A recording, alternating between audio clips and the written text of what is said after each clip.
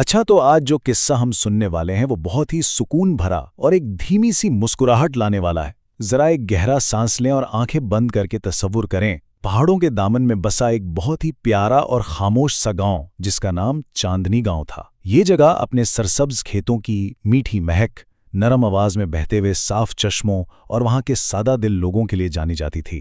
آج کی یہ کہانی نہ صرف آرام دے گی بلکہ ہمیں ایک بہت گہرا سبق بھی سکھائے گی۔ اس گاؤں میں ایک کہاوت بہت عام تھی۔ وہاں کے سب سے دانا اور بزرگ بابا رحمت اکثر ایک بات کہا کرتے تھے کہ ہر خزانہ سونا اور چاندی نہیں ہوتا۔ وہ شام کا وقت تھا، سورج آہستہ آہستہ ڈھل رہا تھا اور آسمان پر سنہری روشنی پھیلی ہوئی تھی۔ گاؤں کے بالکل بیچوں بیچ ایک پرانا برگد کا درخت تھا جس کی جڑیں اس شام کی دھیمی روشنی میں ایسے چمک رہی تھیں جیسے ان میں کوئی جادو ہو۔ جب علی نے نہایت احتیاط سے وہاں مٹی ہٹائی تو اسے ایک چھوٹا سا پر اسرار صندوق ملا۔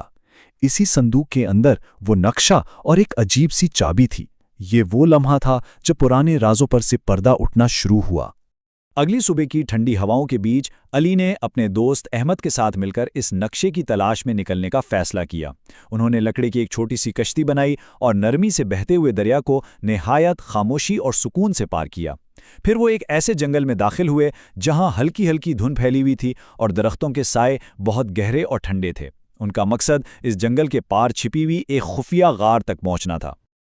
لیکن سفر ہمیشہ اتنا سیدھا نہیں ہوتا۔ جیسے جیسے وہ جنگل کی گہرائی میں گئے، روشنی کم ہونے لگی اور گہرا سایہ چھا گیا، اور پھر ان کے سامنے ان کی پہلی آزمائش آ گئی۔ جھاڑیوں کے قریب ایک بیچارہ معصوم سا زخمی ہرن پڑا تھا جو درد سے کراہ رہا تھا۔ یہاں آ کر کہانی ایک بہت ہی دلچسپ موڑ لیتی ہے۔ اب یہاں ایک فیصلہ کرنا تھا۔ احمد کو تھوڑی جلدی تھی، وہ چاہتا تھا کہ بس کسی طرح فوراً خزانے تک پہنچ جائیں، لیکن علی کا دل بہت نرم تھا۔ اس نے نہایت محبت سے کہا، نہیں، پہلے ہمیں اس کی مدد کرنی چاہیے۔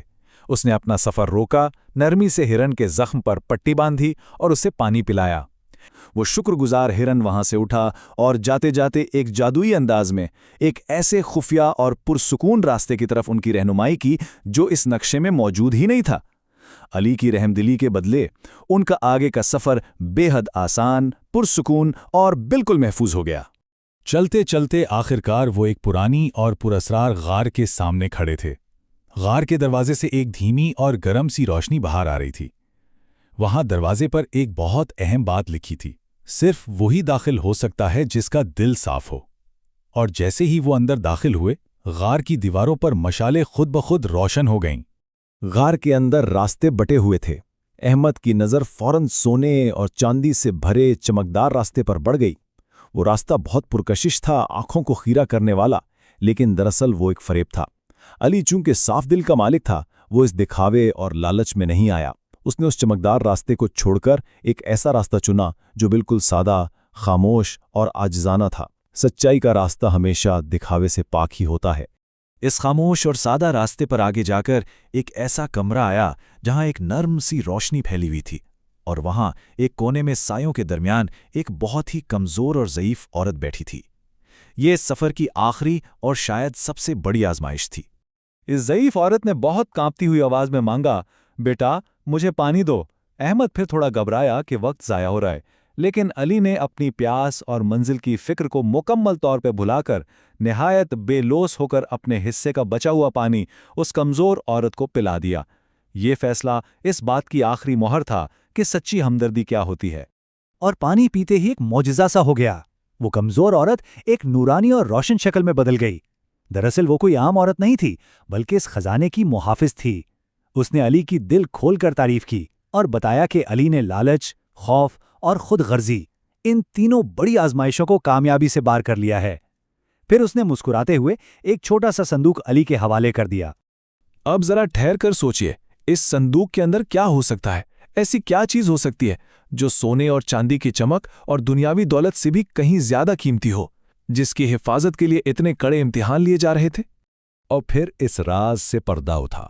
اس نورانی محافظ نے مسکراتے ہوئے کہا، یہ علم کی کتاب ہے، اصل خزانہ یہی ہے۔ جب صندوق کو کھولا گیا تو اس میں ہیرے جواہرات نہیں تھے، بلکہ ایک روشن اور چمکتی ہوئی کتاب تھی۔ جیسے ہی اس کے اوراق کھلے، ذہن زبردست، بہترین اور پرسکون خیالات سے بھر گیا۔ دنیا کا سب سے سچا خزانہ حکمت اور شعور ہی تو ہے۔ اور سب سے خوبصورت بات یہ تھی کہ یہ خزانہ صرف ایک شخص تک محدود نہیں رہا۔ اس علم کی بدولت چاندنی گاؤں میں بے شمار برکتیں آئیں۔ کسانوں کو نئے طریقے ملے جس سے فصلیں بہتر ہوئیں، گاؤں میں صاف پانی بچانے کے شاندار طریقے اپنائے گئے، اور بچوں کے لیے ایک بہترین اسکول بنایا گیا تاکہ علم کی یہ روشنی پورے معاشرے میں پھیل سکے اور سب کا بھلا ہو۔ علم اور نیکی کو آپس میں بانٹنے کی وجہ سے وہ چاندنی گاؤں ہمیشہ کے لیے خوشحال اور پرسکون ہو گیا۔ اس کہانی نے ہمیں نہایت نرمی سے یہ دکھایا ہے کہ دنیا کی کوئی بھی مادی چیز انسانیت، رحم دلی اور علم کا مقابلہ نہیں کر سکتی۔ بابا رحمت کی بات بالکل سچ ثابت ہوئی، اور وہ گاؤں آج بھی ہر انسان کے لیے ایک روشن مثال ہے کہ حقیقی کامیابی دوسروں کے کام آنے میں ہے۔ سوتے سوتے ایک بہت ہی پیارا سا خیال ذہن میں آتا ہے۔ فرض کریں اگر ایسی ہی علم سے بھری کوئی جادوئی کتاب ہمیں مل جائے تو ہم اپنے گاؤں یا اپنے شہر کے لوگوں کی مدد کیسے کریں گے؟